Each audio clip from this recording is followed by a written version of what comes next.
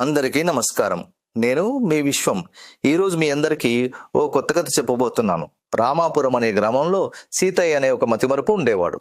సీతయ్యకు పుట్టెడు మతిమరుపు. ఈ క్షణం చేసిన పనిని మరుసటి క్షణానికి మర్చిపోయేవాడు. ఎక్కడ పెట్టిన వస్తువులు అక్కడే వదిలేసి మర్చిపోయి వచ్చేవాడు.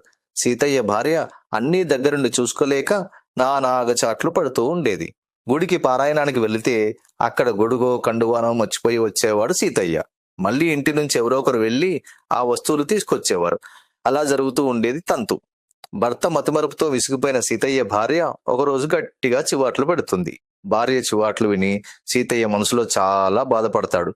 ఎట్టి పరిస్థితుల్లో ఏమీ మర్చిపోకూడదని గట్టిగా నిర్ణయం తీసుకుంటాడు. ఎప్పటిలాగే ఆ రోజు సాయంత్రం గుడి నుండి ఇంటికి రాగానే, ఏమోయ్ అని భార్యను పిలిచి, ఏదోటి అంటుంటావు కదా, చూడు ఈరోజు నేను ఏదీ మర్చిపోలేదు, గొడుగు కండువ అన్నీ తీసుకొచ్చాను, చెప్పులు కూడా తొడుక్కొని వచ్చాను అని అంటాడు. అప్పుడు భార్య సీతయ్య కాళ్ళ వైపు చూసి, మీ మతిమరుపు మండినట్టే ఉంది, అసలు మీరు ఈరోజు గుడికి చెప్పులు తొడుక్కొని వెళ్ళలేదు అంటుంది. అది సంగతి. మన వాడు ఎవరి చెప్పులో వేసుకుని వచ్చాడన్నమాట.